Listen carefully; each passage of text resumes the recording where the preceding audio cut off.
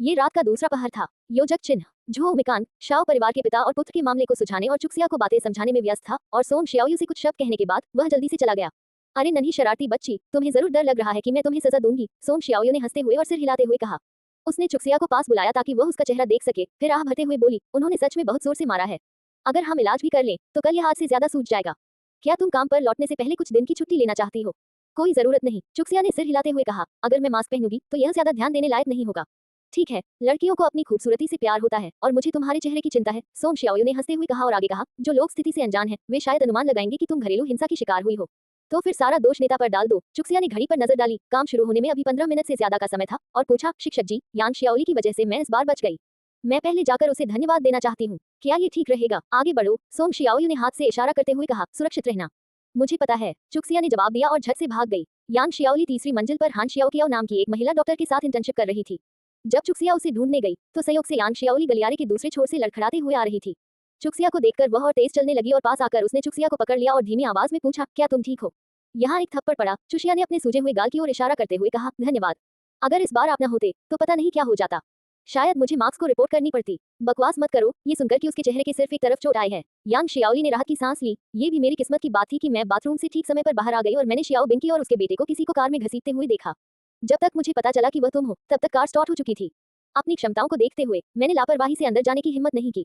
तुम मुझे दोष तो नहीं दे रही हो ना? क्या मैं इतनी अनुचित होऊंगी? चुक्सिया हंसते हुए बोली और सिर हिलाकर बोली, मैं आपको विश्वास दिलाती हूँ, आपने जो किया उससे मैं केवल आभारी, धन्यवाद और भावुक हूँ, और कुछ नहीं। तुम्हें ठीक देखकर मुझे राहत मिली, यांग शियाओली ने अपनी छाती थपथपाते हुए कहा। तुम्हें अंदाजा भी नहीं है कि मैं सुबह से कितनी बेचैन थी।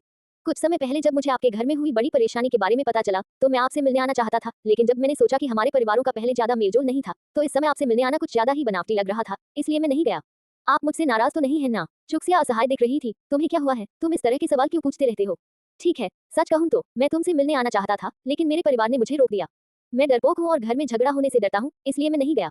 इसीलिए अब मुझे पछतावा हो रहा है। अब ये तुम पर निर्भर करता है कि तुम मेरे साथ दोस्ती जारी रखना चाहते हो या नहीं। चुक्सिया ने गंभीरता से यान शियाओली की ओर देखा। हमारी दोस्ती उस तरह की नहीं है। ऐसा कहने से तुम नाराज तो नहीं हो जाओगी, है ना? काफी देर की चुप्पी के बाद यान शियाओली ने अचानक चुक्सिया के कंधे पर थपकी दी। लड़की, मैं तुम्हें अपनी दोस्त मानती हूँ। मुझे तुम्हारी स्पष्टवादिता पसंद है। आपका व्यक्तित्व भी बुरा नहीं है। हालांकि आप थोड़े हिसाब किताब करने वाले हैं, लेकिन कुल मिलाकर आप काफी ईमानदार हैं। यान शियाओली ने उसे मुक्का मारा। तुम्हें पता है, क्या तुम बस अनदेखा करने का नाटक नहीं कर सकती थी? आपने खुद ही कहा था, आपको मेरी स्पष्टवादिता पसंद है। जब भी मौका मिले उसका पूरा फायदा उठाएं। जब आप मौका देते हैं तो मैं उसे क्यों ना लूं? ठीक है, तुम जीत गई, मैं हार गई, यान शियाओली ने अंगूठा दिखाते हुए कहा। एक पल रुको। वह जल्दी से दफ्तर में गई और थोड़ी देर में एक नोटबुक लेकर वापस आई। ये मेरे नोट्स हैं। मुझे पता है लो शियाओकियोंग और लियू मेजुन ने तुम्हारे लिए नोट्स बनाए होंगे, लेकिन हर कोई अलग अलग बातें ध्यान से सुनता है। इन्हें देख लो और पढ़ाई करते समय इन्हें मिलाकर पढ़ लेना। परीक्षा के समय हमारी तीसरी कक्षा को निराश मत करना। समझ गई। चुक्सिया ने बिना किसी औपचारिकता के नोटबुक ले ली और यांग शियाओली को हाथ हिलाते हुए चली गई। मैं अब काम पर वापस जा रही हूँ। हम किसी और दिन बात करेंगे। क्या तुम आज रात छात्रावास में नहीं रुक रहे हो? शायद कुछ दिनों में। जैसे ही यांग शियाओली उसे चिढ़ाने ही वाली थी कि उसे अचानक अपने दादाजी से सुनी हुई खबर याद आ गई और वह एक शब्द भी नहीं कह सकी। जब चुक्सिया सोंग शियाओयू के दफ्तर लौटी तो वांग जिंग पहले ही वापस आ चुकी थी। वह पास में ही रहती थी और हाल ही में घर खाना खाने आती थी। चुक्सिया को अंदर आते देख उसका चेहरा खुशी से खिल उठा। नई दुल्हन, तुम वापस आ गई। हाँ, चुक्सिया मुस्कुराए और उसके लिए कुछ शादी की मिठाइयां निकाली। ये लो मिठाई। अच्छा, मैं तुम्हारी खुशी में शामिल होती हूँ। वांग जिंग ने मिठाई का रैपर हटाया और चुक्सिया को ढेर सारी शुभकामनाएं दी। फिर उसने चुक्सिया को कुछ मेडिकल केस फाइलें देते हुए कहा, इन्हें ध्यान से देख लो, मैंने तुम्हारे लिए महत्वपूर्ण हिस्से चिन्हित कर दिए हैं। धन्यवाद। चुक्सिया की कृतज्ञता सच्ची थी, खासकर उन मेडिकल छात्रों के लिए जो अभ्यास को प्राथमिकता देते हैं।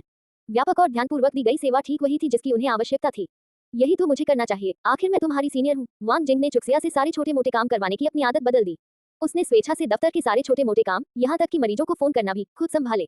उसने सब कुछ अपने ऊपर ले लिया और चुक्सिया को एक शांत कोने में भेज दिया ताकि वह मामलों का अध्ययन करने पर ध्यान दे सके। जब वहाँ कोई मरीज नहीं था और वांग जिंग बाथरूम में थी, उस शांत क्षण का फायदा उठाते हुए चुक्सिया जल्दी से सोंग शियाओयू के पास गई और बोली, शिक्षिका, क्या आपने विशेष रूप से मेरी बड़ी बहन से मुझे थोड़ी आसानी देने के लिए कहा था? नहीं। सोंग शियाओयू ने भी वांग जिंग के व्यवहार में आए बदलाव को देखा और कहा, शायद ये तुम्हारे चचेरे भाई की वजह से है। मेरी चचेरी बहन? चुक्सिया ने पलकें झपकाई। वह मेरी चचेरी बहन को कैसे जानती है? क्या ऐसा हो सकता है कि शियाओकियों की प्रेम प्रतिद्वंदी सामने आ गई हो? मेरा मतलब जिंग जैसे था। पिछली बार जब वो तुम्हारे लिए पढ़ाई का सामान लेने आया था तो वांग जिंग ने उसे तुम्हारा चचेरा भाई समझ लिया था। उसके बाद मैंने उसे टोका नहीं। मैंने तो उन दोनों की जोड़ी बनाने के बारे में भी सोचा था, लेकिन आजकल मैं इतनी व्यस्त हूँ कि जिंग से बात करने का मौका ही नहीं मिला। ओह, मेरा सिर चकरा गया। सोंग शियाओयू ने अपना माथा पीटते हुए कहा, देखो हम क्या करते हैं, मेरे लिए जिंगजे से पूछो और देखो कि वांग जिंग के बारे में उसके क्या विचार हैं। अगर कुछ संभावना दिखती है तो उन्हें डेटिंग शुरू कर देनी चाहिए। वो अब जवान नहीं हो रहा है और शिनकिन मुझे परेशान करती रहती है। ओह, आजकल वो मुझे परेशान नहीं कर रही है, जरूर मुझसे निराश हो गई होगी। पहली बार चुक्सिया को एहसास हुआ कि उसकी शिक्षिका काफी बातूनी है और जब वह बोलना शुरू करती है तो किसी को बोलने का मौका ही नहीं मिलता। चुक्सिया ने उनके बोलने के बाद कहा, शिक्षिका, मेरे भाई की एक गर्लफ्रेंड है जिसे आपको जानना चाहिए। वो हमारी पिछली टीम लीडर जेग मेई है। वो मेई के साथ है। सोंग शियाओयू चौंक गई और फिर मुस्कुराते हुए सिर हिलाया। ये चालाक बच्चे आखिरकार एक साथ हो ही गए। मैंने हमेशा कहा था कि ये दोनों एक दूसरे के लिए बने हैं और ये बस यही कहते रहे कि मैं बेवजह चिंता कर रही हूँ। उसी क्षण वांग जिंग बाथरूम से लौटी। अगर पहले होता तो चुक्सिया को सोंग शियाओयू से इतनी अंतरंगता से बातें करते देखकर उसे बुरा लगता, लेकिन अब उसे एक अजीब सी खुशी महसूस हो रही थी। उसे विश्वास था कि शिक्षिका ने अपनी मंशा चुक्सिया के साथ साझा की होगी, इसलिए शायद उसकी इच्छा पूरी हो जाएगी। वांग जिन के चेहरे के भाव देखकर सोंग शियाओयू को थोड़ा अपराध बोध हुआ। अगर उसने पहले ही इस मामले को गंभीरता से लिया होता तो शायद लड़की इतनी उलझती नहीं, लेकिन उस समय उसे सच बताना भी ठीक नहीं लग रहा था। उसने उचित समय आने पर समझाने का फैसला किया। दोपहर 2:30 बजे चुक्सिया एक सार्वजनिक पाठ के लिए बड़े कक्षा कक्ष में गई, जो चिकित्सा कर्मियों के इस समूह के लिए एक अनूठी शिक्षण पद्धति थी। दोपहर में उनकी 2 कक्षाएं होती थीं और शेष समय वे अपने अपने शिक्षकों के साथ अभ्यास के माध्यम से सीखते थे। मूल रूप से यह विधि ऐसे डॉक्टरों को प्रशिक्षित कर सकती थी जो वास्तविक चिकित्सा प्रक्रियाओं को अधिक तेजी से करने में सक्षम हो, जो चिकित्सा कर्मियों की वर्तमान कमी को देखते हुए उपयुक्त था। हालांकि दूसरी ओर इस तरह से प्रशिक्षित डॉक्टर अक्सर महान बनने में असफल रहते हैं क्योंकि उनमें मजबूत सांस्कृतिक आधार की कमी होती है। अध्ययन के लिए आए छात्रों में महिला चिकित्सा दल से चयनित छात्र और अस्पताल 401 द्वारा सीधे भर्ती किए गए अन्य छात्र शामिल थे जो सैन्य सेवा में थे। अंतर यह था कि 401 से भर्ती हुए छात्रों की शैक्षिक पृष्ठभूमि महिला चिकित्सा दल के छात्रों की तुलना में बेहतर थी और वे स्नातक होने के बाद सीधे 401 में काम कर सकते थे। इसके विपरीत महिला चिकित्सा दल के सदस्यों को पहले सेना में सेवा करना अनिवार्य था और वे पर्याप्त वर्षों की सेवा के बाद ही 401 जैसे अस्पताल में स्थानांतरित हो सकते थे। इस अंतर के कारण केवल 401 छात्रों वाली टीम के छात्र महिला चिकित्सा टीम के छात्रों को नीचा समझते थे, जिसने विडंबनापूर्ण रूप से अन्यथा विभाजित चिकित्सा टीम के सदस्यों को एक साथ करीब ला दिया। चुक्सिया की कक्षा में प्रवेश करते ही लुओ शियाओकियोंग और लियू मेजुन ने उसे रोक लिया। फिर वू जिंगबो, यान शियाओली, लिन मिंगरान, क्यू शियाओजिंग और अन्य सभी ने बारी बारी से उसका अभिवादन किया और शादी की मिठाई देने के लिए हाथ बढ़ाया। महिला अस्पताल टीम के अन्य सदस्य जो उनसे बहुत परिचित नहीं थे, वे भी उत्साह में शामिल हो गए और कमरे का उनका हिस्सा चहल पहल से भर गया। प्रोफेसर युआन अपने बाएं हाथ में 2 सफेद चूहों वाला पिंजरा और दाहिने हाथ के नीचे एक पाठ्यपुस्तक लिए कक्षा में दाखिल हुए। उन्होंने देखा कि बाईं ओर बैठे छात्र अपनी किताबें फैलाकर सीधे बैठे उनका इंतजार कर रहे थे, जबकि दाईं ओर के छात्र आपस में हडल होकर बातें कर रहे थे और ध्यान नहीं दे रहे थे। 60 वर्ष से अधिक आयु का वह व्यक्ति असंतुष्ट था। अहम, कोई जवाब नहीं। अहम, अहम, अहम, अभी तक कोई जवाब नहीं मिला। धड़ धड़ धड़। प्रोफेसर युआन अब सचमुच गुस्से में थे। चौक मिटाने वाली मशीन बोर्ड पर जोर से टकराई, जिससे अंततः वहां जमा भीड़ तितर बितर हो गई। उन्हें ये कमजोर प्रदर्शन करने वाले छात्र नापसंद थे और अब उनकी निगाहें उनके प्रति तिरस्कार से भरी हुई थी। उन्हें डांटने की जहमत उठाए बिना उन्होंने चूहे का पिंजरा कमरे के सामने रख दिया, पाठ्यपुस्तक उठाए और बोलना शुरू किया। सभी लोग पृष्ठ 185 खोलें। आज हम स्थानीय शरीर रचना विज्ञान के बारे में बात करेंगे। बोलते हुए प्रोफेसर युआन ने चूहों वाले पिंजरे की ओर इशारा किया। इन दोनों चूहों को स्थानीय रोग हैं। बाद में समूह 1 और 2 से 2 प्रतिनिधि मेरे निर्देशन में शल्य क्रिया करने के लिए आएंगे। इनका जीवन आपके हाथों में है, इसलिए मुझे उम्मीद है कि सभी अपनी पढ़ाई गंभीरता से लेंगे। उद्धरण चिन्ह। एक लंबा व्याख्यान देने के बाद प्रोफेसर चाय पीने के लिए अपने कार्यालय लौट गए और बीमार चूहों को उनके पिंजरे में दुबका हुआ छोड़ दिया, जो उन पर मंडराते चेहरों से भयभीत थे। पहले समूह में 401 रंगरूट हैं, दूसरे समूह में हम मेडिकल टीम के लोग हैं। अब सभी प्रोफेसर हमें एक दरवाजे की दरार से परख रहे हैं। जब सभी लोग सफेद चूहों का अध्ययन करने में व्यस्त थे, तब लुओ शियाओकियोंग और लियू मेजुन चुक्सिया को रंगरूट होने के बारे में जानकारी देने में जुट गईं। आज मिलिट्री मेकअप की कोडिंग बहुत ज्यादा थी, मुझे उल्टी जैसा लग रहा है, इसलिए अभी शादी के लिए सिर्फ एक चैप्टर ही लिखूंगी, कल शादी के लिए और कोडिंग करूंगी। योजक चिन्ह। मुझे उम्मीद नहीं थी कि महज 1 महीने में इतना बड़ा बदलाव आ सकता है। मुझे याद है पिछली बार जब मैं क्लास में आई थी तो 401 बैच के इंटर्न महिला मेडिकल टीम की सदस्यों को ईर्ष्या भरी निगाहों से देख रहे थे, लेकिन इतने कम समय में स्थिति पूरी तरह उलट गई है। क्या कुछ हुआ? चुशिया ने पूछा। क्या वे हमेशा से हमसे ईर्ष्या नहीं करते थे? लियू मेजुन ने धीरे से आह भरी। हमारे 2 टेस्ट हो चुके हैं और केवल वू जिंगबो, लिन मिंगरान और यान शियाओली ही शीर्ष 20 में जगह बना पाए हैं। अंत में पास होने वाले छात्रों को ही रहने की अनुमति है और तभी उनका उत्साह बढ़ गया। चुक्सिया को अचानक समझ आ गया और उसने सिर हिलाया। 401 नंबर के स्वपंजीकृत छात्र मूल रूप से आंतरिक आवश्यकताओं की पूर्ति के लिए भर्ती किए गए अस्थायी कर्मचारी थे, इसलिए वे स्वाभाविक रूप से सैन्य स्थिति वाली महिला चिकित्सा दल की सदस्यों से ईर्ष्या करते थे। अब जब स्थिति समान हो गई है तो स्वाभाविक रूप से उनकी मानसिकता भी बदल गई है। कहते हैं कि जीवन के कई महत्वपूर्ण मोड़ न केवल मेहनत बल्कि भाग्य पर भी निर्भर करते हैं। ये बात चुक्सिया जैसे चिकित्सा दल के सदस्यों पर भी लागू होती है और उससे भी कहीं अधिक 401 के स्वपंजीकृत छात्रों पर। ये दोनों ही इस युग की विशिष्ट उपज हैं। अंतर यह है कि स्वयं भर्ती हुए कर्मचारियों का ये समूह मूल रूप से 401 के लिए अस्थायी कर्मी थे, लेकिन पिछले महीने उन्हें एक आधिकारिक दस्तावेज के माध्यम से अचानक सैन्य दर्जा दे दिया गया। वे कभी महिला चिकित्सा दल के रुतबे से ईर्ष्या करते थे, लेकिन अब जब उन्हें स्वयं ये रुतबा मिल गया है तो उनकी मानसिकता स्वाभाविक रूप से बदल गई है। जब लुओ शियाओकियोंग और लियू मेजुन बातें कर रही थी तो चुक्सिया को महसूस हुआ कि कोई उसे छुप छुप कर देख रहा है। उनकी निगाहों का पीछा करते हुए उसने देखा कि एक लड़की जिसकी त्वचा इतनी पीली थी कि लगभग पारदर्शी लग रही थी, घबराहट में जल्दी से अपना सिर नीचे कर रही थी। चुक्सिया की हरकत को देखकर लुओ शियाओकियोंग ने भी उधर देखा और कहा, वह मेजुन की पड़ोसी है, उसका नाम हुडी है और बचपन से ही उसकी हमारी मेजुन से अनबन रही है। शियाओकियोंग बहुत समझदार है, ऐसा नहीं है कि हुडी और मेरे आपस में बनती नहीं है, वो तो मेरी जानी दुश्मन है। पढ़ाई हो या खूबसूरती, वो हर मामले में मुझसे बेहतर है। जब भी मेरी माँ उसे देखती है तो मुझे इतना डांटती है कि मेरी नाक और चेहरा दोनों ही बेजान हो जाते हैं।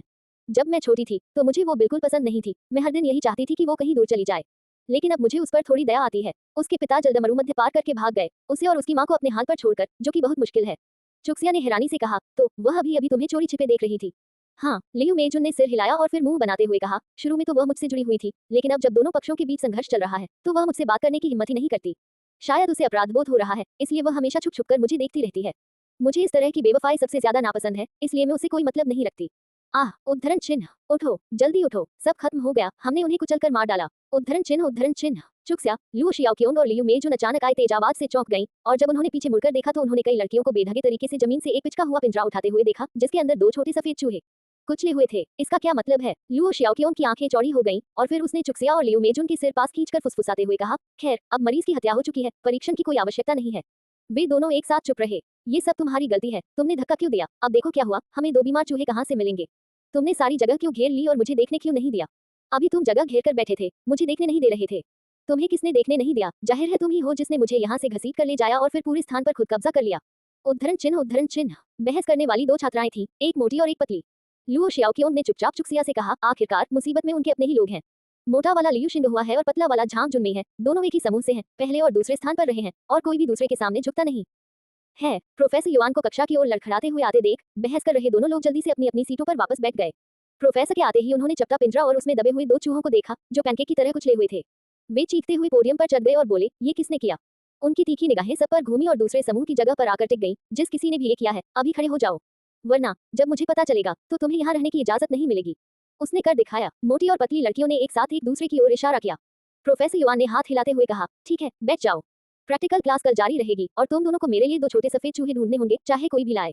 अब पिछली क्लास के सिलेबस को आगे बढ़ाते हैं। लुओ शियाओक्योंग ने अपने होंठ सिकोड़कर चुक्सिया के कान में फुसफुसाते हुए कहा, देखो, ये पक्षपातपूर्ण व्यवहार है। अगर हमारी तरफ से कोई होता तो उसे निश्चित रूप से एक क्लास के दौरान दरवाजे के बाहर खड़ा कर दिया जाता और फिर संस्थान के उच्च अधिकारियों को इसकी सूचना दी जाती। लियू मेजुन ने भी अपनी बात रखते हुए कहा, उसे पढ़ाई में उत्कृष्ट प्रदर्शन करने वालों से विशेष लगाव है, लगभग इस हद तक कि वह इस मामले में सिद्धांतों का उल्लंघन करता है। चुक्सिया, मुझे लगता है कि वह तुम्हें पसंद करने लगेगा। भाषण पर ध्यान दो। उन दोनों की बातें सुनकर चुक्सिया को बूढ़े प्रोफेसर के स्वभाव की कुछ समझ आई। इतने वर्षों तक विद्वत्ता से अधिक सैन्य कौशल को महत्व देने के बाद बूढ़े प्रोफेसर के मन में अकादमिक उत्कृष्टता प्राप्त करने वाले छात्रों के प्रति एक कट्टर स्नेह था। शायद इसी कारण से वे महिला चिकित्सा दल के सदस्यों से विशेष घृणा करते थे, क्योंकि उनका मानना था कि चिकित्सा तो चिकित्सा है और सेना तो सेना, बिना किसी ठोस आधारभूत ज्ञान के सैनिकों को प्रशिक्षित करने का क्या फायदा। क्लास खत्म होने के बाद चुक्सिया ऑफिस लौट आए और उसने लेक्चर के दौरान जो कुछ भी देखा था वह सब सोंग शियाओयू को बताया। सोंग शियाओयू ने आह भरते हुए कहा, पिछले कुछ वर्षों में एल्ड युआन काफी कष्ट झेल चुके हैं, जिसके चलते उनके दोनों पैरों में गठिया हो गया है। खड़े रहने मात्र से ही उन्हें असहनीय दर्द होता है, फिर भी उन्होंने इस पाठ्यक्रम के लिए स्वयं मन संभालने पर जोर दिया। निदेशक जू के पास सहमत होने के अलावा कोई विकल्प नहीं था। जब एल्डर युआन युवा थे तब उन्होंने विदेश में चिकित्सा का अध्ययन किया था और वास्तव में उन्हें इसमें महारत हासिल है। स्वभाव से थोड़े जिद्दी होने के अलावा उनमें कोई और कमी नहीं है। आपको उनसे लगन से सीखना चाहिए, आपको बहुत कुछ सीखने को मिलेगा। मैं करूंगी, शिक्षक चुक्सिया ने तुरंत अपनी प्रतिबद्धता व्यक्त की। तभी वू जिंगो जल्दी से वहां पहुंचे और बोले, निर्देशक सोन, क्या मुझे चुक्सिया के साथ कुछ पल अकेले बिताने का मौका मिल सकता है? निर्देशक सोन, जिनकी वू जिंगो के प्रति अच्छी धारणा थी, ने हाथ हिलाते हुए कहा, आगे बढ़ो। चुक्सिया, मुझे तुम्हारी मदद चाहिए। चुक्सिया को एक सुनसान कोने में खींचते हुए वू जिंगो ने जल्दबाजी में कहा, चेंगुओ एक शिक्षक के साथ ऑपरेशन टेबल पर गए हैं और अब केवल तुम ही उनकी मदद कर सकती हो। वास्तव में क्या हुआ, इसे स्पष्ट रूप से समझाएं। चेंगुओ की एक प्रेमिका है जिसका नाम ली शियाओरू है। उन्होंने शादी का प्रस्ताव पहले ही जमा कर दिया है और उनकी शादी होने ही वाली है, लेकिन आज अचानक ली शियाओरू की मां को गिरफ्तार कर लिया गया। आरोप है अपराधी को पनाह देना और उसका साथ देना। शियाओ बिंकी ने ही उसे पुलिस के हवाले किया था। ली शियाओरू चेंगुओ को ढूंढने आई थी, लेकिन वह वहां नहीं था और उसने मुझे बताया। काफी सोचने के बाद मुझे लगा कि आपके पास आना सबसे सुविधाजनक होगा। कुछ देर सोचने के बाद चुक्सिया मान गई और बोली, ठीक है, मैं पता कर लूंगी। एक मिनट रुके, वू जिंगो ने चुक्सिया को रोकते हुए कहा, मैं दूसरों के मामलों में दखल देने वाला व्यक्ति नहीं हूँ और मुझे पता है कि आप भी नहीं हैं, लेकिन इस मामले पर सावधानीपूर्वक विचार करने के बाद मैं फिर भी आपकी मदद मांगने आया हूँ। चेंगुओ और ली शियाओरू का एक साथ आना आसान नहीं था। इससे पहले ली शियाओरू पर उस गुंडे शियाओ युवे ने हमला करने की कोशिश की थी। ली शियाओरू को बचाने के लिए ही चेंगुओ ने जल्दबाजी में शादी का प्रस्ताव जमा किया था। मैं उनकी शादी की योजनाओं में और कोई परेशानी नहीं देखना चाहता। हालांकि अगर ली शियाओरू की मां ने जानबूझकर शियाओ बिंकी की मदद की है तो वह सजा की हकदार है, लेकिन अगर उनके पास कोई ठोस कारण था तो मैं आपसे निवेदन करता हूं कि कृपया रेजिमेंटल कमांडर झो से उनकी ओर से विनती करें। ठीक है, चुक्सिया सहमत हो गई और फिर हैरानी से पूछा, आपको कैसे पता चला कि झो मिकांग इस मामले का प्रभारी है? जब झो परिवार मुसीबत में था तब शियाओ परिवार ने उनके खिलाफ साजिश रची थी। अब जब झो परिवार ने बाजी पलट दी है तो स्वाभाविक रूप से वे शियाओ बिंकी से निपटना चाहेंगे। वू जिंगो ने इस तरह कहा मानो ये बात बिल्कुल स्पष्ट हो। ठीक है, मैं उलझन में थी, अब समझ में आया। चुक्सिया ने सोचा, फोन पर इस मामले पर चर्चा करना ठीक नहीं है। झो मिकान जल्दबाजी में कोई कदम उठाने वाले व्यक्ति नहीं है। मैं काम खत्म होने के बाद सीधे उनसे मिलूंगी और इस बारे में पूछूंगी। चेंगुओ और आपको भी बता देना ताकि उन्हें चिंता न हो। ठीक है, वू जिंगो ने राहत की सांस ली। मैं बस इसलिए परेशान था क्योंकि ये शियाओरू मुझसे बहुत रो रही थी। लेकिन सच में रेजिमेंटल कमांडर झो निश्चित रूप से शियाओ परिवार के पिता और पुत्र की तरह बिना सोचे समझे लोगों के साथ अन्याय नहीं करेंगे। मैं बेवजह ही चिंतित था। लगता है भाई चेंग के साथ आपके अच्छे संबंध हैं, चुक्सिया ने मुस्कुराते हुए चिढ़ाया। हाँ, अब मैं उसे अपने भाई की तरह मानता हूँ। वू जिंगबो ने चुक्सिया को कोहनी मारी। मैं समझ गया हूँ कि तुम क्या कहना चाह रही हो, पर ये बातें अपने तक ही रखो। अगर जरूरी हो तो मेरे सामने कह दो, पर भाई चेन के सामने कभी मत कहना। वो बहुत संवेदनशील हैं और उन्हें बुरा लगेगा। और अगर ली शियाओरू को गलतफहमी हो गई, तो मैं चाहे पीली नदी में भी कूद जाऊं, अपना नाम साफ नहीं कर पाऊंगा। अगर तुम्हें कुछ छिपाना नहीं है, तो इतनी सारी बातें क्यों बता रही हो? चुक्सिया ने समय देखा और कहा, मैं जाकर शिक्षक को बता देती हूँ, और फिर मैं तुम्हारे लिए इस मामले को तुरंत सुलझा दूंगी। धन्यवाद। वू जिंगबो ने चुक्सिया को झुककर प्रणाम किया और जल्दी से अपने दफ्तर लौट गए। ली शियाओरू अभी भी वहां बेसब्री से इंतजार कर रही थी। उसे अंदर आते देख ली शियाओरू खड़ी हो गई। उसके चेहरे पर गहरी चिंता के भाव साफ झलक रहे थे। वू जिंगबो ने मुस्कुराते हुए उसे आश्वस्त किया, चिंता मत करो, मैंने पहले ही एक दोस्त से मदद मांग ली है। अगर तुम्हारी माँ के साथ कुछ गलत हुआ है, तो वह निश्चित रूप से ठीक हो जाएगी। धन्यवाद। ली शियाओरू की आंखों से फिर से आंसू बहने लगे। मेरी माँ को शियाओ बिंकी ने फंसाया होगा। वो बदला ले रहा है क्योंकि मैंने उसकी बात नहीं मानी और शियाओ युबिन के इरादों का साथ नहीं दिया। ऐसा ही होना चाहिए। ठीक है, अब रोना बंद करो। वू जिंगबो ने सिरदर्द से कराहते हुए ली शियाओरू की ओर देखते हुए कहा, तुम इतना क्यों रोती हो? कहते हैं कि औरतें पानी की बनी होती हैं, और तुम सचमुच इस कहावत को सच साबित करती हो। मुझे माफ करना, मेरा रोने का इरादा नहीं था। ली शियाओरू और भी जोर से रोने लगी। वू जिंगबो को अचानक चेन गुओ के प्रति विशेष सहानुभूति महसूस हुई। ऐसी पत्नी का होना वाकई एक कठिन परीक्षा थी। दरअसल उसे यह नहीं पता था कि ली शियाओरू का रोना सिर्फ उसकी मां के चले जाने की वजह से नहीं था, इसके पीछे एक और भी महत्वपूर्ण कारण था। अगर यह मामला पूरी तरह से सुलझ जाता, तो शायद वह और चेन गुओ फिर कभी साथ नहीं रह पाते। चेन गुओ को शायद कोई आपत्ति न हो, लेकिन उसके माता पिता का क्या? वे तो इस मामले से बेपरवाह जरूर होंगे। फिर भी अपनी माँ की बेटी होने के नाते वह अपनी माँ को प्रताड़ित और अन्याय होते हुए चुपचाप नहीं देख सकती थी, जबकि वह खुद अपनी खुशियों की तलाश में बेफिक्र थी। पहली चौकी आ गई है, दूसरी चौकी शायद कल तक विलंबित हो सकती है। नुआनब निश्चित है। योजक चिन्ह। जब चुक्सिया दफ्तर लौटी, तो वान जिंग ने भी संकेतक रिकॉर्ड करना समाप्त कर लिया था और गर्मजोशी से उसका अभिवादन करते हुए पूछा, क्या चुक्सिया ने अभी अभी अपनी कक्षा समाप्त की है? जी हाँ, सीनियर। चुक्सिया ने मुस्कुराते हुए सोंग यांकी की डेस्क की ओर कदम बढ़ाया और कहा, टीचर, मुझे छुट्टी लेनी है और जल्दी जाना है। हम। सोंग यांकी ने अपना सिर उठाया, उसके चेहरे पर उदासीनता थी। कारण? कोई विकल्प न होने के कारण। चुक्सिया ने संक्षेप में सोंग यांकी को वुजिंगबो के अनुरोध के बारे में बताया, और सोंग यांकी ने तुरंत सहमति में सिर हिलाते हुए कहा, आगे बढ़ो। हैरान और अचंभित वांग जिंग को नजरअंदाज करते हुए चुक्सिया ने अपना बैग उठाया और बाहर भाग गई। वांग जिंग को होश में आने में काफी समय लगा और उसने हकलाते हुए सोंग यांकी की ओर मुड़कर कहा, टीचर, क्या लिन चुक्सिया रेजिमेंटल कमांडर झोल से शादीशुदा हैं? हाँ। सोंग यांकी ने सिर हिलाते हुए वांग जिंग की ओर देखा, कोई समस्या है क्या? नहीं नहीं। वांग जिंग ने झट से हाथ हिलाया। उसका दिमाग अब थोड़ा सुस्त था। अस्पताल में सहकर्मी आपस में फुसफुसा रहे थे कि लिन चुक्सिया शादी करने के लिए अपने गृहनगर वापस चली गई है, और उसने भी यही मान लिया था। कुछ दिन पहले उसे अचानक ये बात समझ में आई कि जिंग से चुक्सिया की चचेरी बहन है। तब उसे कुछ हद तक ये समझ आया कि चुक्सिया डायरेक्टर सॉन्ग की शिष्या कैसे बनी। भला बिना किसी विशेष कौशल वाली ग्रामीण महिला सैनिक उनकी सलाहकार की नजर में कैसे आ सकती है? अब जाकर उसे एहसास हुआ कि उसे सिर्फ उसकी चचेरी बहन का ही प्रभाव नहीं था, बल्कि उसके पति के परिवार की ताकत भी उसका साथ दे रही थी। इसीलिए उसने इतनी लंबी मातृत्व अवकाश ली। इसमें कोई आश्चर्य की बात नहीं थी, क्योंकि यह झो परिवार के संकट के समय ही हुई थी। वैसे देखा जाए तो इस नवविवाहित महिला के लिए सौभाग्य और दुर्भाग्य दोनों ही मायने रखते थे, क्योंकि उसकी शादी ठीक उसी समय हुई जब झो परिवार एक बड़ी मुश्किल से गुजर रहा था। सौभाग्य से झो परिवार को हालात संभालने में ज्यादा समय नहीं लगा, वरना उस पर सचमुच झो परिवार के लिए दुर्भाग्य लाने का आरोप लग सकता था। अब ऐसा लग रहा था कि लिन चुक्सिया भाग्यशाली थी। इस घटना के बाद झो परिवार की स्थिति भविष्य में और भी स्थिर हो सकती थी। ऐसा लग रहा था कि उसे अपनी इस छोटी बहन के साथ अच्छा व्यवहार करना ही होगा। वह वाकई भाग्यशाली थी कि जब से उसकी छोटी बहन आई थी, उसने उसके साथ बुरा बर्ताव नहीं किया था। इसके अलावा उसके अवलोकन से दूसरी तरफ की महिला छोटी छोटी बातों पर झगड़ने वाली नहीं थी, जिससे धीरे धीरे उसका मन शांत हो गया। सोंग यान की लगातार उसके चेहरे के भावों को देख रही थी और अंत में उसने राहत की एक शांत सांस ली। जब उसने चुक्सिया से पूछा कि उसे किस काम से छुट्टी चाहिए, तो उसने अनुमान लगाया कि यह झो परिवार से संबंधित हो सकता है। वह इस अवसर का उपयोग चुपके से वांग जिंग के सामने चुक्सिया की पहचान उजागर करने के लिए करना चाहती थी। उसकी अभिमानी शिष्या बुद्धिमान, चतुर और प्रतिभाशाली थी, लेकिन उसकी ईर्ष्या थोड़ी प्रबल थी। उसे अपने अतीत में किए गए कार्यों का वाकिफ थी। सौभाग्यवश उसकी ईर्ष्या ने अनावश्यक रूप से नहीं, बल्कि छात्रों को सशक्त बनाने के लिए परेशानी खड़ी की, इसलिए उसने इसे नजरअंदाज कर दिया। आज उसका इरादा जिंगसे के मामले की वजह से था। अगर उसे पता होता कि जिंगसे की पहले से ही एक गर्लफ्रेंड है, तो वह अपनी भड़ास चुक्सिया पर भी निकाल सकती थी। आखिरकार चुक्सिया एक ऐसी छात्रा थी जिसे वह बहुत महत्व देती थी, और वह नहीं चाहती थी कि वह अपना जीवन बर्बाद कर ले।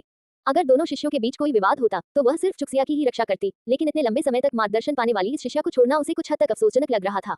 अब नतीजा इस बात पर निर्भर करता था कि क्या वह खुद इसे समझ पाएगी। सौभाग्य से उसके चेहरे के भाव से लगता है कि वह शायद उसे निराश नहीं करेगी।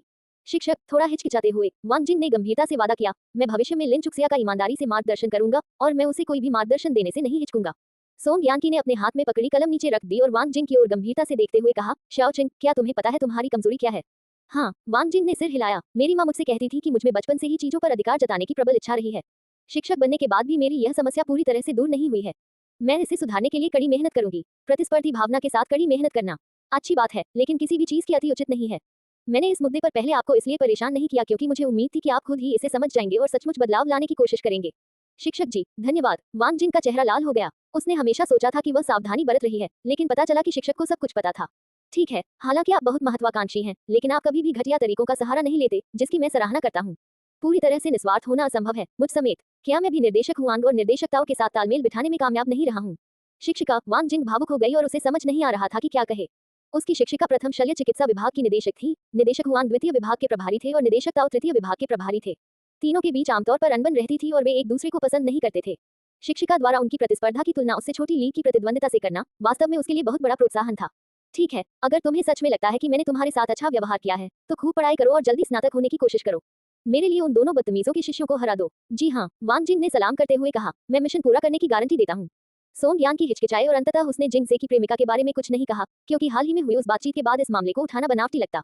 उसने वांग जिंग को सब कुछ समझने के लिए कुछ समय देने का फैसला किया, उसके बाद ही उसने इस बारे में बात की।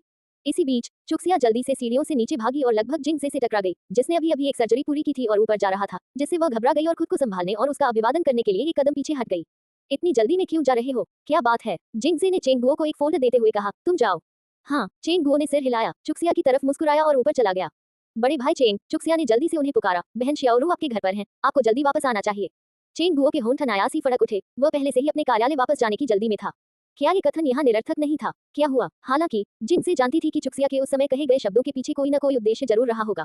भाई, क्या आपके पास समय है? चुक्सिया ने उससे बिल्कुल भी विनम्रता से बात नहीं की। अगर आपके पास समय है, तो क्या आप मुझे स्टेशन तक छोड़ सकते हैं? मैं रास्ते में समझा दूंगी। इसके बाद जिंगजे ने उसे कार की चाबियां सौंपते हुए कहा, तुम कार में मेरा इंतजार करो, मैं सर्जरी के बाद के कुछ काम निपटाकर थोड़ी देर में तुम्हारे पास आ जाऊंगी। या शायद मुझे बस से ही चले जाना चाहिए। चुक्सिया को थोड़ी शर्मिंदगी महसूस हुई, जल्दबाजी में वह हाल ही में हुई सर्जरी के बारे में भूल गई थी। कोई बात नहीं, ये तो बस एक छोटी सी सर्जरी है, मैं बस कुछ सामान्य काम निपटा लूंगा। जिंगसे ने उसकी ओर हाथ हिलाया और सीढ़ियों से ऊपर चला गया। भाई, तुम यहाँ क्या कर रहे हो? अस्पताल की लॉबी के बाहर पहुंचते ही चुक्सिया ने झाओ किलियांग को सिर झुकाए इधर उधर टहलते देखा। चुक्सिया, तुम काम पर आ गई हो? झाओ किलियांग का चेहरा उसे देखकर आश्चर्य से चमक उठा। मुझे लगा था कि तुम कुछ और दिनों की छुट्टी पर होगे। उसे देखकर चुक्सिया भी खुश हो गई, मुस्कुराई और अपनी जेब से उसके लिए एक मिठाई निकाली। मैं आज ही काम पर लौटी हूँ। क्या भाई शियाओ कियोन से मिलने आए हैं? झाओ किलियांग ने थोड़ा शर्मिंदा होकर अपना सिर खुजाया। हाँ, क्या तुमने उसे देखा है? आज दोपहर मेरी उसके साथ क्लास थी। अपनी घड़ी में समय देखते हुए चुक्सिया ने कहा, उसे अब तक दफ्तर में होना चाहिए था। भाई, मुझे कुछ और काम निपटाना है, बाद में बात करते हैं। इतना कहकर वह झाओ किलियांग के जवाब का इंतजार किए बिना जल्दी से चली गई। तुम? झाओ किलियांग ने अपना सिर छुआ और आह भरी। वह लगभग एक महीने से उससे गुहार लगा रहा था, लेकिन वह उसकी तरफ ध्यान ही नहीं दे रही थी। आखिरकार उसकी चचेरी बहन से मुलाकात हो गई, लेकिन ऐसा लग रहा था कि वह उसकी मदद करने का इरादा नहीं रखती। अब वह क्या करे? जब जिंग से बाहर आया और उसने झाओ किलियांग को देखा, तो उसने उसके कंधे पर थपथपाते हुए कहा, किलियांग, तुम शियाओ कियोन से मिलने आए हो, है ना? लगे रहो, याद रखना, बस लगे रहो। झाओ किलियांग ने अपने बाल बिखेरे, उसे पहले से कहीं ज्यादा यकीन हो गया था कि उसका चचेरा भाई उसकी मदद करने का इरादा नहीं रखता। उसका मनोबल और भी गिर गया। चुक्सिया, क्या तुमने अपने भाई को देखा? जिंगजे ने गाड़ी में बैठते ही पूछा। हाँ, मैंने किया। आप उसकी मदद करने का इरादा नहीं रखते, है ना? चुक्सिया ने हैरानी से जिंगजे की ओर देखा। उसे क्या हुआ है? उसकी लुओ शियाओ कियोन से दुश्मनी चल रही है। वो कई बार पहरा दे चुका है। हाँ, जिंगजे हंसते हुए बोला। लगता है लुओ शियाओ कियोन उसे लॉबी में घुसने नहीं दे रही और वो सचमुच उसकी बात मानकर अंदर नहीं जा रहा। ये देखना काफी दयनीय है। क्यों? चुक्सिया की भौहें तन गईं। शियाओ कियोन ने इसके बारे में मुझसे बात नहीं की। ओह हाँ, उसे मुझसे इस बारे में बात करने का समय ही नहीं मिला। मुझे पूरी जानकारी तो नहीं है, लेकिन झाओ किलियांग का आकर्षण कई युवा नर्सों को अपनी ओर खींच चुका है। कम से कम आप लुओ शियाओ कियोन को ये कह दे कि वह इस मामले को ज्यादा आगे न बढ़ाए। अगर कोई और उसे अपना बना लेता है, तो रोने की कोई गुंजाइश नहीं बचेगी। चुक्सिया ने चिढ़कर कहा, मेरा भाई इतना सठी नहीं है। वह एक समर्पित व्यक्ति है, उसे इतनी आसानी से कैसे चुराया जा सकता है? ठीक है, मुझे भी विश्वास है कि आपका भाई तब तक प्रयास करता रहेगा जब तक उसका उज्जवल भविष्य सामने नहीं आ जाता। ठीक है, आपने अभी तक मुझे यह नहीं बताया कि आप थाने में क्या कर रहे हैं। चलिए पहले इस बारे में बात करते हैं। ली शियाओरू की मां को गिरफ्तार कर लिया गया है। चुक्सिया ने ली शियाओरू की मां के बारे में जो कुछ भी जानती थी, वह सब जिंगजे को बता दिया। आह, ये सुनकर जिंगजे ने आह भरी। इसमें कुछ हद तक मेरी भी गलती है, लेकिन उन परिस्थितियों में मेरे पास कोई विकल्प नहीं था। चुक्सिया ने कुछ अचंभित होकर जिंगजे को देखा। शियाओ परिवार और ली शियाओरू की मां से जुड़े मामले की जांच और रिपोर्ट मैंने ही की थी। इससे झोउ परिवार के मामले को समय रहते निपटाने में अहम भूमिका निभाई। मुखिया को इस तरह की चीजें बिल्कुल पसंद नहीं है। भाई, क्या तुम गुमनाम हीरो बनने की योजना बना रहे हो? चुक्सिया ने जिंगजे पर भौहें चढ़ाते हुए कहा। अगर यह मामला न होता, तो क्या तुम इसे कभी उजागर करने की योजना बना रहे थे? वह जानती थी कि प्रस्तुत सामग्री में जिंगजे का योगदान शामिल था, लेकिन उसे यह नहीं पता था कि उसने झोउ परिवार के लिए इतनी गहराई तक छानबीन की थी। जिंगजे ने बस मुस्कुराते हुए कहा, मैं इतना कुली नहीं हूँ। मामला सुलझ गया है और झोउ परिवार के सदस्यों को आखिरकार इसके बारे में पता चल ही जाएगा। मुझे इसका श्रेय लेने की इतनी उत्सुकता क्यों होनी चाहिए, है ना? चुक्सिया गंभीर दिख रही थी। झोउ परिवार आपका बहुत बड़ा ऋणी है। नहीं, जब मैं वापस जाऊंगी तो मुझे झोउ मिकान को ये बात स्पष्ट रूप से बतानी होगी। अगर वह इतनी जल्दी बाहर निकल सका, तो यह मेरे भाई की मदद से ही संभव हुआ। जिंगजे ने मुस्कुराते हुए सिर हिलाया। ठीक है, मैं सहमत हूँ। बेहतर होगा कि आप उसे बता दें कि अब से वह मुझे ठीक से भाई कहकर बुलाए। दूसरी घड़ी आ गई। योजक चिन्ह। झोउ मिकान पूछताछ कक्ष में नहीं थे, सटीक कहे तो पूछताछ कक्ष बंद था और वहां कोई नहीं था। इसलिए जिंगजे चुक्सिया को झोउ मिकान के कार्यालय में ले गए, जो फिर से खाली था। बगल में स्थित झोउ हानलियांग का कार्यालय भी लोगों से खाली था। चलिए डिवीजन कमांडर जू से मिलने चलते हैं, जिंगजे ने कहा। चुक्सिया ने सहमति में सिर हिलाया और जल्दी से उसके पीछे चली गई। उन्होंने जू झेंगोंग के दफ्तर का दरवाजा खटखटाया, लेकिन कोई जवाब नहीं मिला। जिंग जी की भौहें तन गईं, उसे लगा कि यह स्थिति असामान्य रूप से अजीब है। 2 दरवाजे छोड़कर एक दफ्तर से 40 वर्ष की एक महिला सैन्य अधिकारी बाहर निकली। जिंग जी को देखकर वह मुस्कुराई और बोली, डिवीजन कमांडर जू तीसरी मंजिल पर हैं। धन्यवाद निदेशक क्यूई, जिंग जी ने आभार व्यक्त करते हुए कहा, फिर चुक्सिया से फुसफुसाते हुए ऊपर की ओर चल दिया। ये किसी शीर्ष नेता का दौरा होना चाहिए। तीसरी मंजिल वीआईपी स्वागत क्षेत्र है। चुक्सिया का दिल जोर से धड़कने लगा। हालात देखकर लग रहा था कि कोई उच्च पदस्थ व्यक्ति आया है। कहीं कोई और समस्या तो नहीं है। उसे डर के मारे एक चिड़िया जैसी घबराहट महसूस हो रही थी। तीसरी मंजिल की सीढ़ियों के प्रवेश द्वार पर 2 गंभीर चेहरे वाले सैनिक पहरा दे रहे थे। जैसे ही उन्होंने उन दोनों को आते देखा, उन्होंने उन्हें रोकने के लिए अपने हाथ बढ़ाए और पूछा, आप किसे ढूंढ रहे हैं? हम झो मिकान की तलाश कर रहे हैं। डिवीजन कमांडर जो भी चलेगा। जिंगजे ने जल्दी से अपना सैन्य अधिकारी पहचान पत्र और कार्यकाल दिखाते हुए कहा। बाईं ओर खड़े सैनिक ने उन्हें लिया, ध्यान से जांचा, जिंगजे को वापस सौंप दिया और उसे एक तरफ हटने का इशारा किया। चुक्सिया ने अपनी जेब में हाथ डाला और शर्माते हुए मुस्कुराई, मैं महिला चिकित्सा दल द्वारा 401 में भेजी गई एक प्रशिक्षु हूँ और मुझे अभी तक कार्यकाल जारी नहीं किया गया है। जिंगजे चौंक गया, उसके हाव भाव देखकर उसे लगा था कि उसके पास उसका वक्त कार्ड है।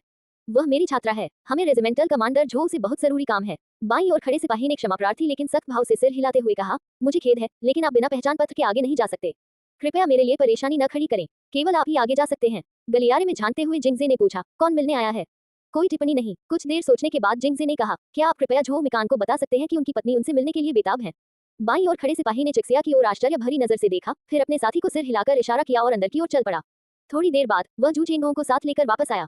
जब वह उन दोनों को अंदर ले जा रहा था, तो जू झेंगोंग ने हैरानी भरे लहजे में पूछा, इस समय आने का क्या कोई आपातकालीन मामला है? जी हाँ, डिवीजन कमांडर जू। चुक्सिया ने खुद को संभाला जब वह उन्हें चाचा ससुर कहने ही वाली थी। उसने तुरंत अपना संबोधन सुधारकर डिवीजन कमांडर जू कहा, लेकिन दूसरों को लगा जैसे उसने कहा हो, डिवीजन कमांडर लिटिल जू। दरवाजे पर खड़ा 40 साल का सैनिक जू झेंगोंग की ओर, फिर चुक्सिया की ओर देखा और उसके होठों के कोने स्पष्ट रूप से ऊपर की ओर मुड़ गए। मैं आपको इनसे मिलवाता हूँ, जू झेंगोंग ने सैनिक की छाती पर मुक्का मारते हुए कहा। ये मेरी भतीजी हैं, जो शादी के रिश्ते से हैं, झो मिकान की पत्नी। अरे, ये तो हमारे परिवार के छोटी सी जिद्दी मुखिया की पत्नी है। सिपाही ने मुस्कुराते हुए चुक्सिया का गर्मजोशी से अभिवादन किया, मुझे अंकल लुओ कहिए। नमस्ते अंकल लुओ, चुक्सिया ने कहा। उसकी निगाहें जू झेंगोंग की ओर घूम गईं, इस उम्मीद में कि वह उसे बता सके कि अंकल लुओ का झो परिवार से वास्तव में क्या संबंध है। जू झेंगोंग ने समझाया, उनका बेटा लुओ गाओ की आंख है, जो झो मिकान के साथ नग्न अवस्था में खेलते हुए बड़ा हुआ है। चुक्सिया की निगाहें एक बार फिर अंकल लुओ पर टिक गईं। अंकल लुओ, आप शादी की दावत में नहीं आए थे, है ना? मैं समय पर वापस नहीं आ सका, लेकिन मेरी पत्नी और गाओ की आंख वहां थे, अंकल लुओ ने हंसते हुए जवाब दिया। फिर जू झेंगोंग की ओर देखते हुए कहा, जिद्दी मुखिया झो की यह बहू भविष्य में बड़ी बड़ी उपलब्धियां हासिल करेगी। प्रशंसा सुनकर चुक्सिया शर्म से लाल हो गई। चाचा लुओ, आप मेरा मजाक उड़ा रहे हैं या मेरी प्रशंसा कर रहे हैं? मुझमें ऐसी कौन सी खूबी है जो आपको दिखाई दे रही है? उन्होंने पलटवार करते हुए कहा, लोगों से मिलते समय आपका निडर स्वभाव ही यह सुनिश्चित करता है कि आप महान उपलब्धियां हासिल करेंगे। अंकल जू, झो मिकान कहाँ है? अब तक चुप रही जिंगजे ने पूछा। अरे बदमाश, इतने दिन बीत गए और तुम ऐसे बर्ताव कर रहे हो जैसे मुझे पहचानते ही नहीं। क्या तुम सच में मुझे भूल गए हो? अंकल लुओ ने जिंगजे को जोर से धक्का देते हुए शिकायत की, मैंने ऐसा क्या किया था जिससे तुम नाराज हो गए? चाचा लुओ, मुझे कुछ जरूरी काम है, मैं बाद में आपके साथ खेलूंगा, जिंगजे ने जू झेंगोंग की ओर देखते हुए जवाब दिया। चाचा जू, शाओ परिवार का मामला कैसा चल रहा है? मैं गवाहों में से एक हूँ, आपको मुझे कुछ जानकारी तो देनी ही चाहिए, है ना? जू झेंगोंग ने अंदर एक दरवाजे की ओर इशारा करते हुए जिंगजे और चुक्सिया को खुद जाकर देखने का सुझाव दिया। दरवाजा थोड़ा खुला हुआ था। लगभग 60 वर्ष का एक बुजुर्ग व्यक्ति झो मिकान के सामने बैठा था। क्या आपने वाकई कोई गलती की? वे जैसे ही बाहर खड़े थे, उन्होंने संयोगवश उस बुजुर्ग व्यक्ति को यह सवाल पूछते हुए सुना। ये सही है, तुम बड़े ने गुस्से में अपनी हथेली से मेज पर थपथपाया, सैन्यकर्मी होकर बिना निर्देश के अनधिकृत गिरफ्तारी कर रहे हो और फिर भी तुम्हें लगता है कि इसमें कुछ गलत नहीं है। अगर मैंने तब कार्रवाई नहीं की होती तो मेरी पत्नी खतरे में पड़ जाती। खतरा कितना गंभीर था, ये जानलेवा था, ये सब बकवास है। पिता और पुत्र का उसे जान से मारने का कोई इरादा नहीं था। हो सकता है कि उनका इरादा उसकी जान लेने का न हो, लेकिन वे उसकी जिंदगी को मौत से भी बदतर बनाना चाहते थे और यह उसे मारने से भी ज्यादा घिनौना और नीच काम है। मैंने हमेशा आपका सम्मान किया है और यदि आप इस मामले के लिए मुझे दोषी ठहराते हैं तो मैं आपके प्रति अपना सम्मान वापस लेता हूँ। अगर मैं तुमसे तुम्हारी पत्नी को मारने के लिए कहूँ तो तुम क्या करोगे? दरवाजे के पीछे छिपकर चुक्सिया कांप उठी। उसने आखिर ऐसे अजीब चाचा को कब नाराज कर दिया था जो अब उसे जान से मारना चाहते थे। जब तक तुम मुझे पहले नहीं मारोगे तब तक कोई उसे नहीं मार सकता। मुझे लगा था कि तुम कहोगे पहले मुझे मार डालो। मैं ऐसा करने की हिम्मत नहीं करूंगा। ऐसा कुछ है जिसे करने की हिम्मत आप कभी नहीं करेंगे। बिल्कुल, क्या तुम जानबूझकर मुझे इतना क्रोधित करना चाहते हो कि मेरी मौत हो जाए? नहीं, आप डांटना जारी रखने से पहले एक गिलास पानी पी लो। बुजुर्ग व्यक्ति इतना क्रोधित हुआ कि उसने प्याला गिरा दिया और बोला, अपने मगरमच्छ के आंसू बहाना बंद करो। अब मैं चूहा हूँ और तुम बिल्ली हो। मुझे ये बात कैसे पता नहीं चली? उद्धरण चिन्ह। झो मिकान, मैं प्रतिभा को महत्व देता हूँ, लेकिन इसका मतलब यह नहीं है कि मैं तुम्हारे कृत्यों को बिना किसी सीमा के सहन करूंगा। इस बार तुमने जो किया वह सचमुच निंदनीय था। अपनी पहल पर सेना को जुटाना, अपने प्रभाव का इस्तेमाल करके पुलिस बल को जुटाना। अगर हम आपको इसके लिए दंडित नहीं करते हैं तो दूसरा पक्ष इसे आसानी से नहीं छोड़ेगा। क्या आप समझते हैं? समझा। तुम, बुजुर्ग ने गहरी सांस ली। जब तक तुम मेरे लिए मुसीबत खड़ी नहीं करते तब तक तुम खुश नहीं रहते। ये बात अब मुझे साफ साफ समझ आ गई है। ऐसा नहीं है, मैं तो बस अपनी पत्नी की रक्षा कर रहा हूँ। एक पति होने के नाते अगर मैं अपनी पत्नी की ही रक्षा नहीं कर सकता तो मैं और क्या कर सकता हूँ? बूढ़े आदमी ने मेज पर हाथ से थपथपाते हुए कहा, मुझे आपकी पत्नी में थोड़ी दिलचस्पी हो गई है। किस तरह की लड़की आपको पूरी तरह बदल सकती है। मैं बस एक पति के रूप में अपना कर्तव्य निभा रहा हूँ। अगर हर कोई आपकी तरह अपने कर्तव्यों का पालन करे तो क्या हमारी सेना अभी भी प्रबंधनीय रहेगी? हाँ जी हाँ, कैसी जी? बड़े ने प्याला छीनकर झो मिकान पर फेंक दिया। तुम तो हद ही कर रहे हो। हर बार जब भी कोई मुसीबत आती है मैं तुम्हारी ही गड़बड़ ठीक कर देता हूँ ताकि तुम मुसीबत खड़ी करने को गंभीरता से न लो। अगर इस बार मैंने तुम्हारे लिए इसे आसान बना दिया तो मेरा नाम सन नहीं है। झो मिकान को सीधा बैठे हुए और कप को अपने माथे पर जोर से लगते हुए देखकर चुक्सिया ने अनजाने में अपने माथे को छू लिया। एक अपडेट आ गया है। योजक चिन्ह हमारे सैन्य जिले के प्रभारी उपाध्यक्ष सन झो मिकान के पिता के ठीक वरिष्ठ अधिकारी हैं। वे झो मिकान को बहुत पसंद करते हैं। इस बार जब झो परिवार मुसीबत में फंसा तो उसने पर्दे के पीछे से काफी मदद की। उसके अनुसार ऐसा लगता है कि झो मिकान द्वारा सैन्य और पुलिस बलों को तैनात करके शाओ परिवार के पिता और पुत्र को गिरफ्तार करने की सूचना अधिकारियों को दी गई थी। चिंता मत करो, वो झो मिकान को कुछ नहीं करेगा। इस मामले को सुलझाने के लिए जल्दी आने से वो असल में संबंधित लोगों को ये बता रहा है कि झो मिकान उसका शिष्य है और कोई उससे पंगा न ले। चुक्सिया के चेहरे पर चिंता देखकर जिंगजे ने बूढ़े आदमी की स्थिति संक्षेप में समझाई। उपाध्यक्ष चुक्सिया ने अनजाने में यह उपाधि अपने मन में बुदबुदा ली। इस युग में आने के बाद से जिन लोगों से वह मिली थी वे लगातार महत्वपूर्ण होते जा रहे थे, जिससे वह काफी घबरा गई थी। झो मिकान के प्रति उसकी कठोरता से धोखा मत खाना, वह बूढ़ा आदमी वास्तव में बहुत मिलनसार है। वरना कमांडर जो हमें यहाँ छुपकर बातें सुनने की इजाजत देने की हिम्मत ही नहीं करते। जिंगजे ने चुपचाप चुक्सिया को पीछे खींचते हुए कहा। कमांडर झुके उन्हें छुपकर बातें सुनने देने के पीछे के इरादे का अंदाजा लगाते हुए मन ही मन झो मिकान के सौभाग्य से ईर्ष्या कर रहा था। ये सब सुनकर चुक्सिया भला उसके प्रति पूरी तरह समर्पित क्यों न हो जाए। हालांकि दूसरी ओर उसे यह नहीं पता था कि चुक्सिया आ चुकी है। उसने जो कहा वह सचमुच उसके विचारों को दर्शाता होगा, जिससे चुक्सिया उसके प्रति पूरी तरह समर्पित हो गई। जैसा कि जिंगजे ने अनुमान लगाया था, चुक्सिया अब झो मिकान से बेहद प्रभावित महसूस कर रही थी। बूढ़े आदमी का स्वभाव अच्छा हो या बुरा, वह फिर भी चेयरमैन था और उसने उसके लिए दूसरों का बेपरवाही से सामना किया। खैर, उसने स्वीकार किया कि एक महिला के रूप में उसका स्वाभिमान पूरी तरह से संतुष्ट हो गया था। उस दौर की बात करें तो ली गैंग का बेटा भी इतना अहंकारी हो सकता था। उसे इस बात से कोई खास आपत्ति नहीं थी कि झो मिकान ने उसे बचाने के लिए सैन्य और पुलिस बलों को जुटाया, क्योंकि उसे लगा कि उसकी हैसियत को देखते हुए ये बिल्कुल सामान्य बात थी। अब जाकर उसे एहसास हुआ कि उसने काफी बड़ी मुसीबत खड़ी कर दी थी। सौभाग्यवश जैसा कि दिख रहा था वह नेताओं का चहेता था, इसलिए अगर उसे सजा भी मिलती तो शायद वह ज्यादा गंभीर नहीं होती। इसके अलावा हाल ही में झो परिवार ने बहुत कष्ट झेला था, अब उन्हें कुछ सांत्वना देने का समय आ गया था। लगभग 5 मिनट बाद दरवाजा खुला और झो मिकान भावहीन होकर बाहर आया। चुक्सिया को देखकर वह एक पल के लिए रुका, फिर जल्दी से पूछा, तुम यहाँ कैसे आई? जिंगजे ने जल्दी से चुक्सिया को अपने पीछे खींच लिया और कहा, जीजाजी आपकी तमीज कहाँ है? पहले अपने बड़े चाचा को नमस्कार कीजिए। बड़े भाई, चुक्सिया को यहाँ लाने के लिए आपका धन्यवाद। जिंगजे अचानक दंग रह गया। उसे ज़ोमिकान से इतनी आसानी से सहयोग की उम्मीद नहीं थी। अपनी जिद्दी स्वभाव के लिए मशहूर ज़ोमिकान अचानक इतना सहज कैसे हो गया? ये युवती कौन है? बूढ़ा आदमी भी बाहर आया, अपने पहले के चिड़चिड़े स्वभाव से बिल्कुल अलग, अब मुस्कुराते चेहरे के साथ एक ताजगी भरी बसंत की हवा का एहसास करा रहा था। झो मिकान ने चुक्सिया को आगे खींचते हुए उनका परिचय देते हुए कहा, अध्यक्ष महोदय, ये मेरी पत्नी लिन चुक्सिया हैं। अध्यक्ष महोदय, जी हाँ। चुक्सिया के पैर घबराहट से कांप रहे थे। वह शांत रहने और आत्मविश्वास से उनका अभिवादन करने की कोशिश कर रही थी, लेकिन अफसोस वह ऐसा नहीं कर सकी। वाह वाह, बूढ़े व्यक्ति ने झो मिकान पर हंसते हुए कहा, इसमें कोई आश्चर्य नहीं कि तुम उसकी इतनी रक्षा करते हो। लगता है कि नायकों को भी सुंदरता के प्रति कमजोरी होती है। हाँ हाँ, हे हाँ हाँ। कमांडर जो और लुओ लिडोन दोनों भी हंस पड़े। चुक्सिया ने इससे पहले कभी इतने उच्च पदस्थ अधिकारियों को नहीं देखा था और वह नहीं जानती थी कि क्या अन्य लोग भी इसी तरह बोलते हैं, लेकिन इस व्यवहार से किसी तरह उसका तनाव कम हो गया और उसके पैर कांपना बंद हो गए। शायद उसके शांत स्वभाव को भांपते हुए बूढ़े व्यक्ति ने गर्मजोशी से मुस्कुराते हुए कहा, इस जिद्दी लड़के का अच्छे से ख्याल रखना और उसे मूर्खतापूर्ण गलतियां करने से रोकना।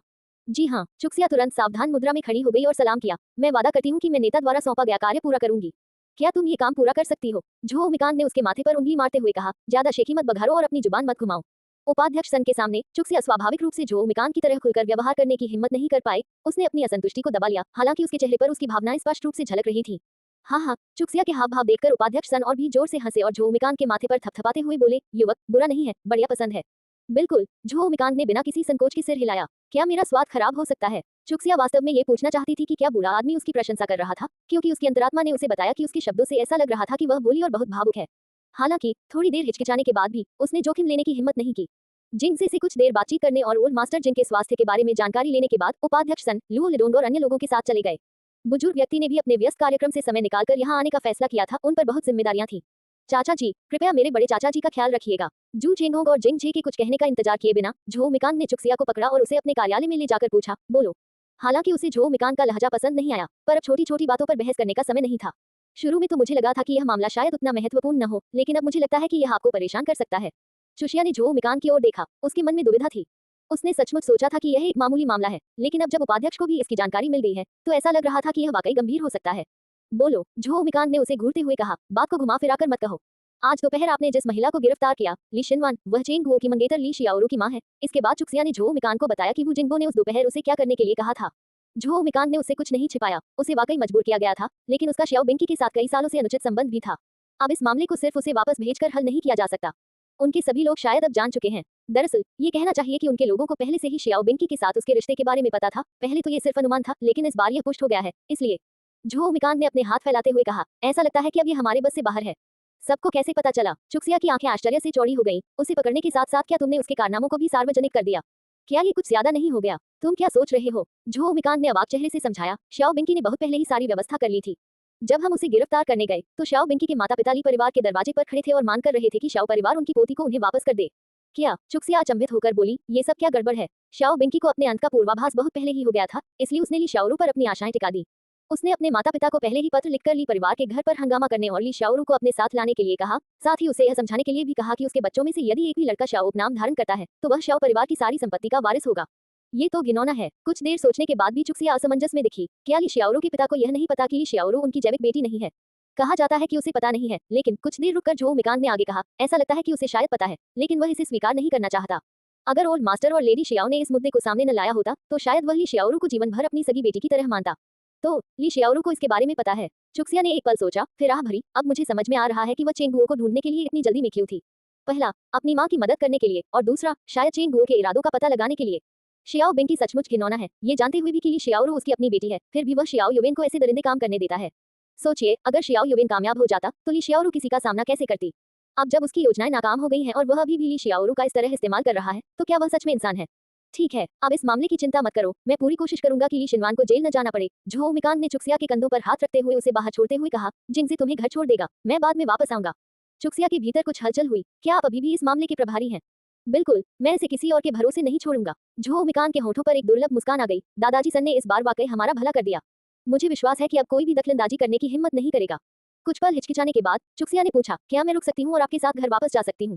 झो मिकान ने तुरंत सिर हिलाते हुए कहा, जरूर, अगर आप रुकना चाहते हैं तो रुक जाए। जिनसे और परिवार को बता दीजिए ताकि मेरे माता पिता चिंतित न हों। अस्वीकार न किए जाने पर चुक्सिया को थोड़ा आश्चर्य हुआ। उसने संदेह भरी नजरों से उसकी ओर देखा, लेकिन कुछ बोलने की हिम्मत नहीं की। उसे डर था कि कहीं गलती से कमांडर टोनगजी नाराज न हो जाएं, जिससे वह उसे कार्यवाही से बाहर कर सकते थे। जाहिर है, मुख्य कारण ये था कि कमांडर टोनगजी जल्द ही जाने वाले थे। उनकी सुरक्षा के प्रति समर्पण से प्रभावित होकर वह उनके साथ जितना हो सके उतना समय बिताना चाहती थी। हाँ, उसे उम्मीद थी कि ये कुछ दिन उनके रिश्ते को और मजबूत कर देंगे। वैसे झो मिकान, आपका धन्यवाद। क्या? झो मिकान ने उसकी ओर देखते हुए अपनी भौहें ऊपर उठाई। मैंने अब ऐसा क्या किया है जिससे तुम हैरान हो? जब आप उपाध्यक्ष सन से बात कर रही थी, मैं बाहर छिपकर सुन रही थी। चुक्सिया ने शर्माते हुए मुस्कुराते हुए कहा, मैंने आपकी सारी बातें सुनी और सच में मुझे बहुत अच्छा लगा। तुम इसी वजह से रुक रही हो? झो मिकान रुका और उसकी तरफ देखते हुए बोला, लिन चुक्सिया, ध्यान से सुनो। चाहे मेरे मन में तुम्हारे लिए भावनाएं हो या न हो, क्योंकि मैंने तुमसे शादी की है और तुम्हें अपनी पत्नी बनाकर अपने घर में लाया है, इसलिए तुम्हारी रक्षा करना और एक अच्छा पति बनना मेरा कर्तव्य है। इसके लिए तुम्हें मुझे धन्यवाद देने की कोई जरूरत नहीं है, समझी? समझ गई। चुक्सिया ने दबे स्वर में अपनी आंखें घुमाई। यह आदमी सचमुच घमंडी था। उसे लगा कि कहीं वह उसे भगा न दे, इसलिए उसने जल्दी से कहा, मैं यहाँ सिर्फ इसलिए नहीं रुक रही हूँ क्योंकि मेरा मन भर आया है। आप जाने वाले हैं और मुझे नहीं पता कि मैं आपसे दोबारा कब मिल पाऊंगी। क्या तुम मुझसे अलग होने का दर्द सहन नहीं कर सकते? चुक्सिया, तुमसे मेरा पूछना हो रहा है। मैं जवाब देने से इनकार करती हूँ, चुक्सिया ने चिढ़कर जवाब दिया। हाँ हाँ, उनकी हंसी से साफ था कि कमांडर टोनगजी काफी खुश थे। क्या आप जानते हैं कि पांडुलिपि खो जाने का सबसे दर्दनाक पहलू क्या है? ये है उसे हूबहू दोबारा लिखने की बेताब कोशिश, लेकिन लाख कोशिश करने के बावजूद बारीकियां दिमाग से निकल जाती हैं। फिर आप उसी में उलझ जाते हैं और उससे जूझते रहते हैं, और नतीजा ये होता है कि एक अध्याय लिखने में पूरा दिन लग जाता है। चूजिया ने दरवाजे से झांकते हुए देखा कि पिता पुत्र शियाओ बिंकी और शियाओ युवेन दोनों के हाथ पैर बेजान पड़े थे। वह अनायास ही सिहर उठी। हालांकि उसने अपनी चिकित्सा की पढ़ाई पूरी नहीं की थी, फिर भी वह समझ गई थी कि क्या हुआ था। उनके जोड़ों में मोच आ गई थी। अब जरा सोच समझकर झो मिकान ने हाथ में कलम घुमाते हुए उन दोनों पर दांत दिखाते हुए कहा, मेरे पास बहुत समय है। असली बात तो तुम हो। अगर तुमने और देर की तो भले ही उन्हें वापस अपनी जगह पर रख दिया जाए, तुम रेंगने वाले जानवरों की तरह रह जाओगे, नहीं बल्कि रेंगने वाले जीवों की तरह।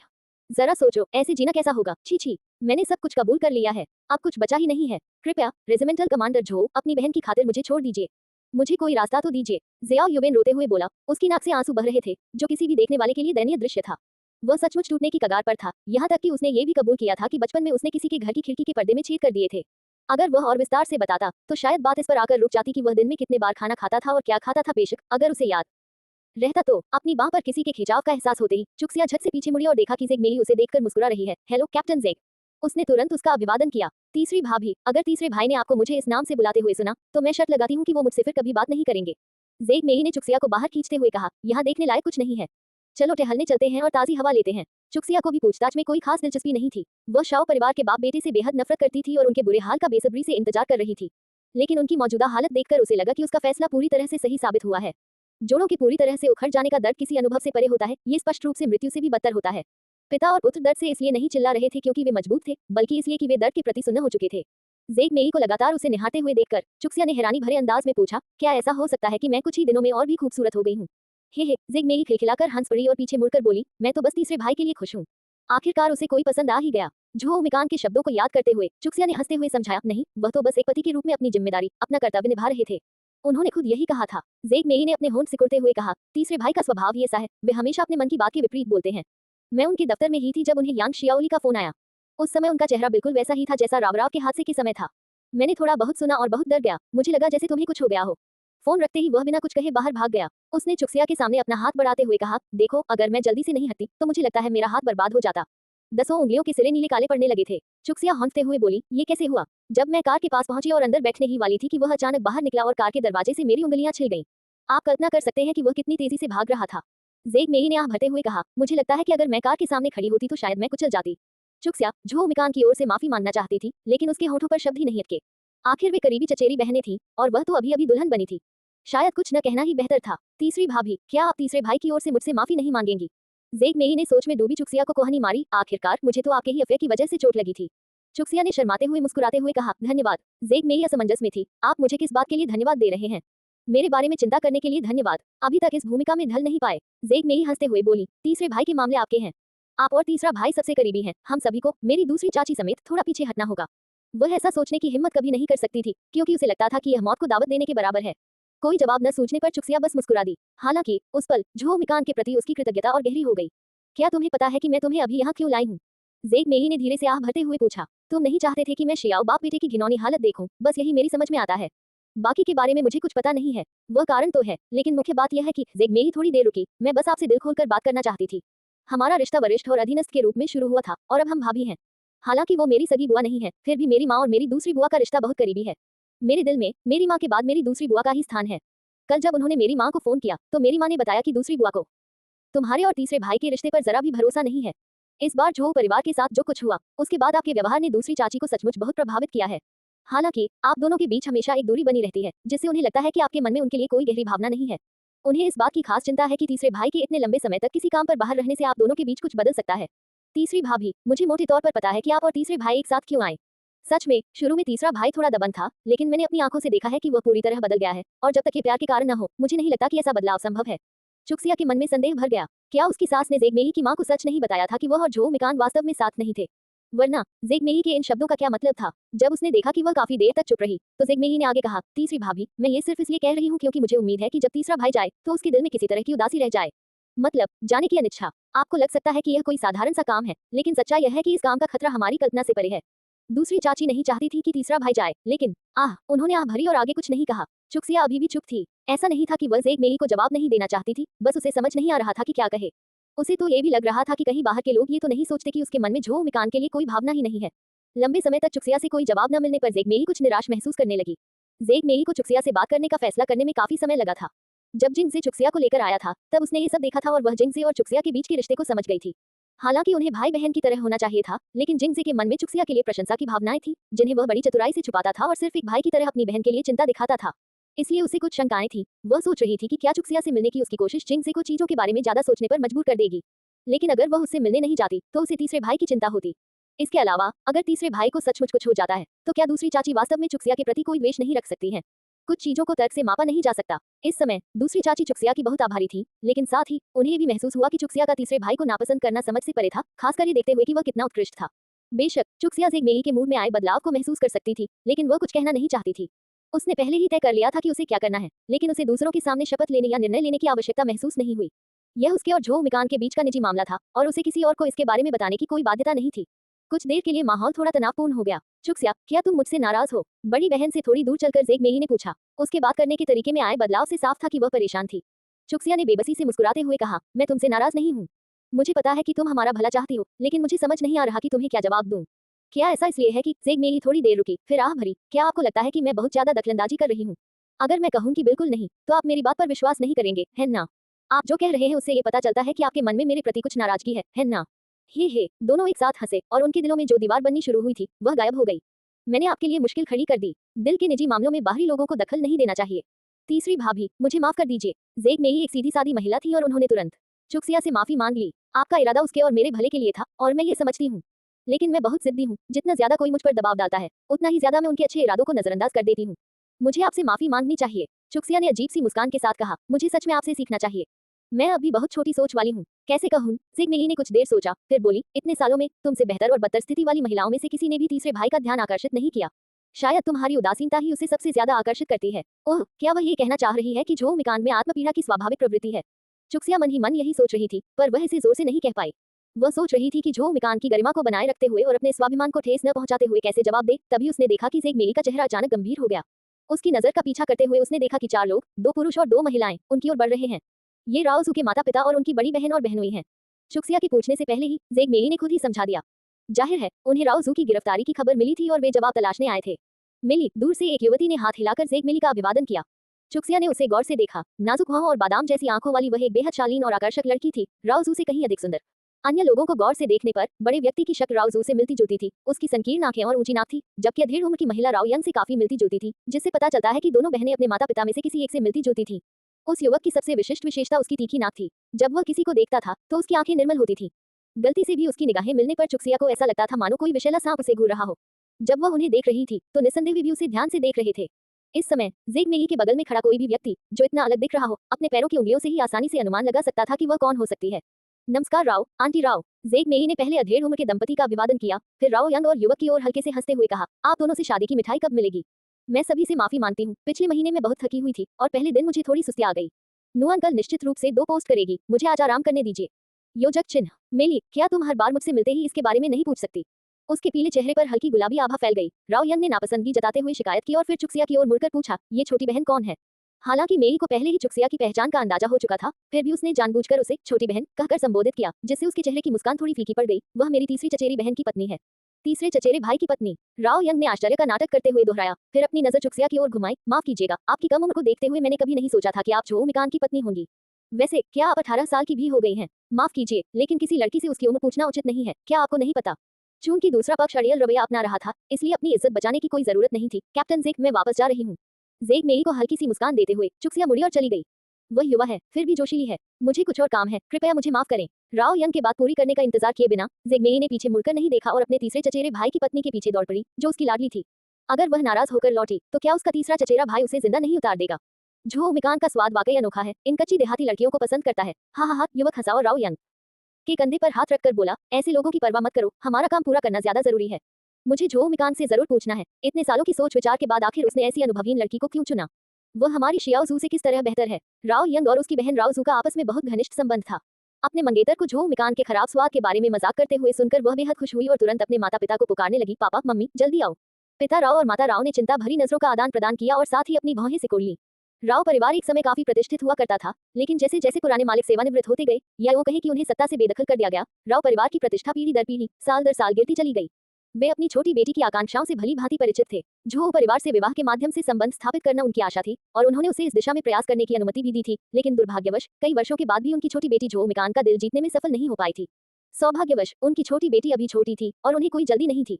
जब उन्हें झो मिकान की शादी के बारे में पता चला तो वे समझ गए कि उन्हें अपनी बेटी को पढ़ाई पर ध्यान केंद्रित करवाना होगा। उन्हें यह उम्मीद नहीं थी कि उनके प्रयासों के बावजूद ऐसी घटना घटित हो जाएगी। वे चाहे कितने भी क्रोधित क्यों न हो, वह उनकी अपनी बेटी थी और उन्हें उसे बचाना ही था। लेकिन अपनी क्षमताओं के बल पर वे स्वयं अपनी बेटी को नहीं बचा सकते थे। उनके पास अपनी बड़ी बेटी के मंगेतर कियाओ गैंग से मदद मांगने के अलावा कोई विकल्प नहीं था।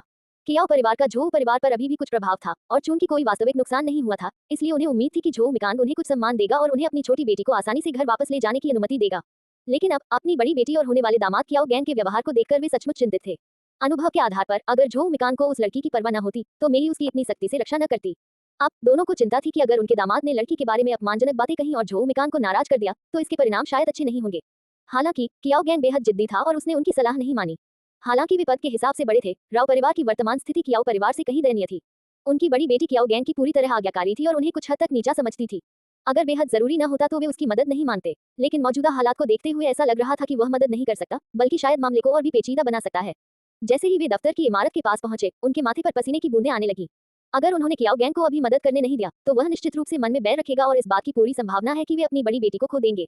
अगर उन्होंने कियाओ गैंग को मदद करने दिया तो वह सब कुछ बिगाड़ सकता है और इस बात की पूरी संभावना है कि वे अपनी छोटी बेटी को खो देंगे।